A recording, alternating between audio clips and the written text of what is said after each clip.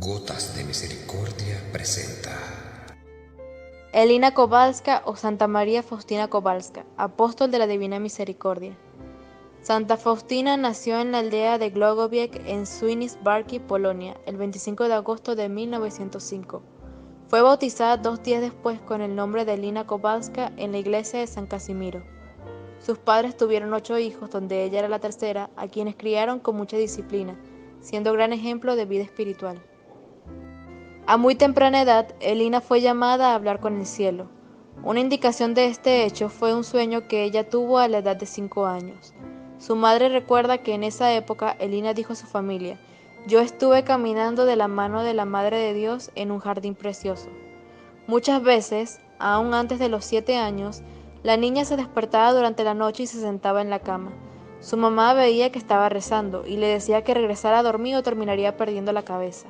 «Oh no, madre», Elina le contestaba, «mi ángel guardián me debe haber despertado para rezar». Elina tenía aproximadamente 9 años cuando se preparó para recibir los sacramentos de la confesión y la comunión en la iglesia de San Casimiro. Su madre recuerda que antes de dejar la casa en el día de su primera comunión, Elina besó las manos de sus padres para demostrar su pena por haberles ofendido. Desde aquel entonces se confesaba todas las semanas. Cada vez rogaba a sus padres perdón besándole las manos, siguiendo una costumbre polaca. Esto lo hacía a pesar de que sus hermanos y hermanas no le imitaban. Elina ayudaba en la casa con los quehaceres de la cocina, ordeñando las vacas y cuidando de sus hermanos. Empezó a asistir al colegio cuando tenía 12 años de edad, debido a que las escuelas en Polonia estaban cerradas durante la ocupación rusa. A los 15 años comenzó a trabajar como empleada doméstica y de nuevo sintió muy fuertemente el llamado a la vocación religiosa, pero al presentar su sentido a sus padres se lo negaron. Varias veces pidió permiso a sus padres para entrar al convento. La misma santa relata una de estas ocasiones en el diario: «El 18º año de mi vida, insistente he pedido a mis padres el permiso para entrar en un convento. Una categórica negativa de los padres. Después de esa negativa me entregué a las vanidades de la vida, sin hacer caso alguno a la voz de la gracia, aunque mi alma en nada encontraba satisfacción. Las continuas llamadas de la gracia eran para mí un gran tormento. Sin embargo, intenté apagarlas con distracciones. Evitaba a Dios dentro de mí y con toda mi alma me inclinaba hacia las criaturas, pero la gracia divina venció en mi alma». Durante ese mismo año tuvo una experiencia que marcó su vida. Fue invitada a una fiesta junto con su hermana Josefina, en el parque de Venecia en la ciudad de Lodz. Una vez, junto con una de mis hermanas, fuimos a un baile. Cuando todos se divertían mucho, mi alma sufría tormentos interiores. En el momento en que empecé a bailar, de repente vi a Jesús junto a mí, a Jesús martirizado, despojado de sus vestiduras, cubierto de heridas, diciéndome esas palabras: «¿Hasta cuándo me harás sufrir? ¿Hasta cuándo me engañarás?». En aquel momento dejaron de sonar los alegres tonos de la música, desapareció de mis ojos la compañía en que me encontraba y nos quedamos Jesús y yo. Me senté junto a mi querida hermana, disimulando lo que ocurrió en mi alma con un dolor de cabeza. Un momento después, abandoné discretamente la compañía y a mi hermana y fui a la catedral de San Estanislao Kostka. Estaba anocheciendo, había poca gente en la catedral. Sin hacer caso a lo que pasaba a mi alrededor, me postré en cruz delante del Santísimo Sacramento y pedí al Señor que se dignara hacerme conocer qué había que hacer en adelante. Entonces oí esas palabras: «Ve inmediatamente a Varsovia, allí entrarás en un convento». Me levanté de la oración, fui a casa y solucioné las cosas necesarias. Como pude, le confesé a mi hermana lo que había ocurrido en mi afina. Le dije que me despidiera de mis padres y con un solo vestido, sin nada más, llegué a Varsovia. Pidió a la Santísima Virgen que la guiara y le dejara saber a dónde dirigirse. Así llegó a la iglesia de Santiago Apóstol, en las afueras de Varsovia, y al finalizar las misas, habló con un sacerdote que la envió donde la señora Lipsie, una señora muy católica, y se hospedó con ella. Durante su estadía con la familia Lipsie, visitó varios conventos, pero todas las puertas le fueron cerradas. Pidiéndole al Señor que no solo la dejara sola, buscaba una respuesta a su oración, pero el Señor quería enseñarle que Él siempre responde a nuestras oraciones solo en su tiempo, no en el nuestro. Santa Faustina se dirigió a las puertas de la casa madre, de la congregación de las Hermanas de Nuestra Señora de la Misericordia, en la calle Signia, en Varsovia, donde la Madre General la interrogó. Madre Micaela le dijo que fuera a preguntarle al señor de la casa si él la aceptaba. Santa Faustina se dirigió a la capilla y le preguntó al señor si la aceptaba, y escuchó en su corazón: «Yo te acepto, tú estás en mi corazón». Ella se dirigió donde la Madre General y le dijo lo que había oído. La madre repuso: «Si el Señor te acepta, yo también te acepto. Esta es tu casa».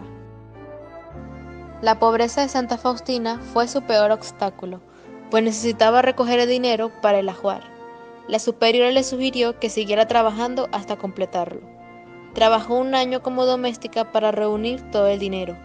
Durante ese tiempo tuvo muchos retos y obstáculos, pero se mantuvo firme en su decisión, y durante la octava de Corpus Christi, el 25 de julio de 1925, hizo un voto de castidad perpetua al Señor. El 2 de agosto de 1925, fiesta de Nuestra Señora de los Ángeles, entró en la congregación como postulante. Pocas semanas después de haber entrado, tuvo la tentación de irse del convento. Fue en busca de la Madre Superiora y al no encontrarla se fue a su celda. Estando en su cuarto, tuvo una visión de Jesús, con su rostro destrozado y cubierto de llagas. Ella le preguntó: «Jesús, ¿quién te ha herido tanto?». Y Jesús le contestó: «Esto es el dolor que me causaría si te vas de este convento. Es aquí donde te he llamado y no a otro, y tengo preparadas para ti muchas gracias». Ella comprendió que Dios realmente la quería ahí, y a la mañana siguiente confesó a su director espiritual lo que le había ocurrido. Él le confirmó que realmente Dios la quería ahí. Como postulante, se familiarizó en sus ejercicios espirituales. Fue encargada de la cocina, de limpiar el cuarto de la madre Barquiabés y de cuidarla durante su enfermedad. A causa de sus conflictos interiores, su gran fervor espiritual y el cambio de vida, la salud de Santa Faustina empezó a decaer. Las superioras, alarmadas por el agotamiento que manifestaba, la enviaron a Skolimov, a la casa de descanso, en compañía de 2 hermanas.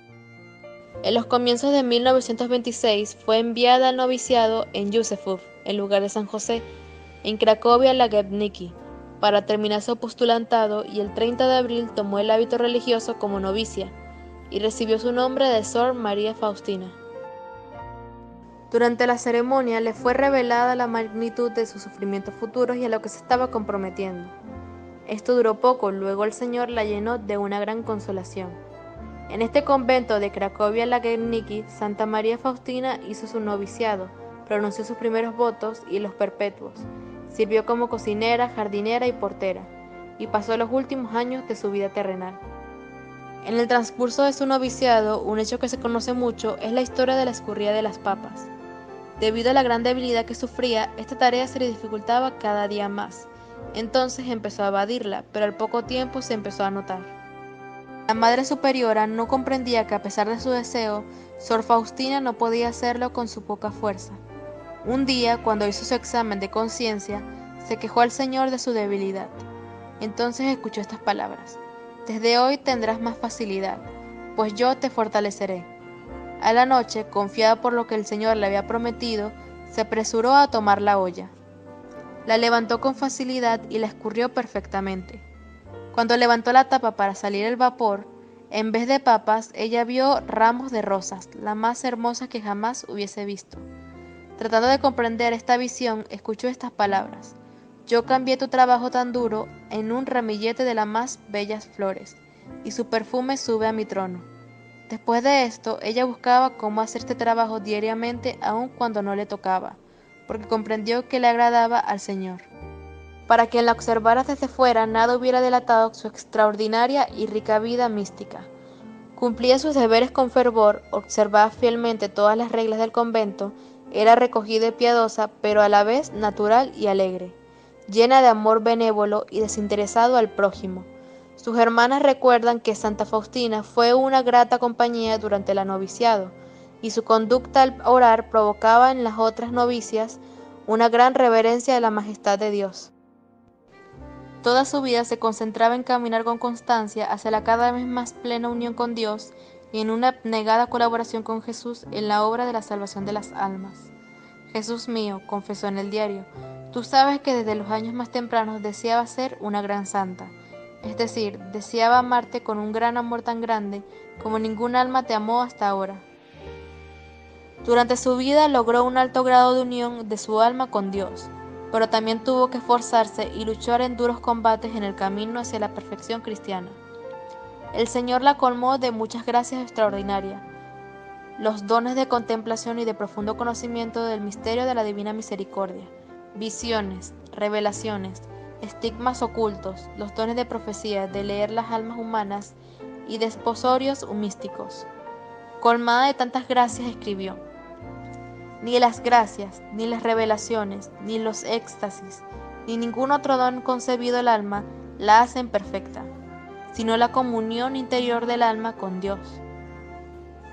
Mi santidad y perfección consisten en una estrecha unión de mi voluntad con la voluntad de Dios. En los últimos años de su vida aumentaron los sufrimientos interiores, la llamada noche pasiva del espíritu y las dolencias del cuerpo. Se desarrolló la tuberculosis que atacó sus pulmones y sistema digestivo.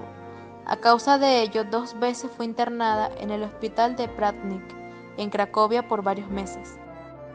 Extenuada físicamente por completo, pero plenamente adulta de espíritu y unida místicamente con Dios, falleció en olor de santidad, el 5 de octubre de 1938, a los 33 años, de los cuales 13 fueron vividos en el convento.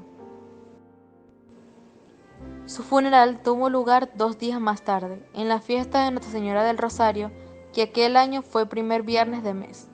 Su cuerpo fue sepultado en el cementerio de la comunidad en Cracovia-Lagedniki, y luego, durante el proceso informativo de 1966, fue trasladado a la capilla. En el año 1935, Santa Faustina le escribió a su director espiritual: llegará un momento en que esta obra que Dios tanto recomienda parecerá como si fuera una ruina completa, y entonces la acción de Dios seguirá con gran poder, que dará testimonio de la verdad. Ella, la obra, será un nuevo esplendor para la Iglesia, aunque haya reposado en ella desde hace mucho tiempo. De hecho, esto sí sucedió. El 6 de marzo de 1959, la Santa Sede, por información errada que se les fue presentada, prohibió la divulgación de las imágenes y escritos que propagaban la devoción a la misericordia divina en la manera propuesta por Santa Faustina. Como resultado, pasaron casi 20 años de silencio total. Entonces, el 15 de abril de 1978, la Santa Sede, tras un examen cuidadoso de algunos de los documentos originales previamente indisponibles, cambió totalmente su decisión y de nuevo permitió la práctica de la devoción. El hombre primariamente responsable por la revocación de esta decisión fue el cardenal Karol Wojtyła, el arzobispo de Cracovia, diócesis en la que nació Santa Faustina. El 16 de octubre de 1978, el mismo cardenal Wojtyła fue elevado a la sede de San Pedro bajo el título de Papa Juan Pablo II. El 7 de marzo de 1996 se declararon heroicas las virtudes de Sor Faustina. El 21 de diciembre de 1992, una curación por medio de su intercesión fue declarada milagrosa, y el 18 de abril de 1993, el Papa Juan Pablo II tuvo el honor de declarar a la venerable sierva de Dios, Sor Faustina Kowalska, beata. En 1997, el Papa Juan Pablo II hizo una peregrinación a la tumba de la beata Faustina en Polonia. Le llamó Gran Apóstol de la Misericordia en nuestros días. El Papa dijo en su tumba: el mensaje de la Divina Misericordia siempre ha estado cerca de mí como algo muy querido. En cierto sentido, forma una imagen de mi pontificado. El 10 de marzo del 2000 se anunció la fecha para la canonización después de ser aceptado el segundo milagro obtenido por su intercesión.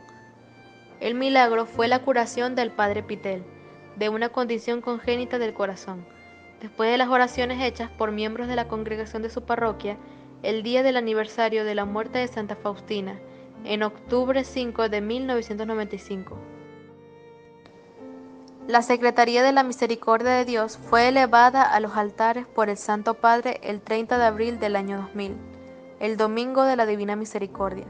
Es la primera santa que fue canonizada en el año jubilar 2000 y en el milenio. Al final de la canonización de Santa María Faustina, el Santo Padre declaró el segundo domingo de Pascua como el Domingo de la Misericordia Divina, estableciendo la fiesta de la Divina Misericordia que Jesús tanto pedía a Santa Faustina. El Santo Padre dijo: en todo el mundo, el segundo domingo de Pascua recibirá el nombre de Domingo de la Divina Misericordia, una invitación perenne para el mundo cristiano a afrontar, con confianza en la benevolencia divina, las dificultades y las pruebas que esperan al género humano en los años venideros. Y después de su visita a Polonia en junio del 2002, para hacer que los fieles vivan con intensa piedad esta celebración, el mismo Sumo Pontífice ha establecido que el citado domingo se enriquezca con la indulgencia plenaria para que los fieles reciban con más abundancia el don de la consolación del Espíritu Santo y cultiven así una creciente caridad hacia Dios y hacia el prójimo.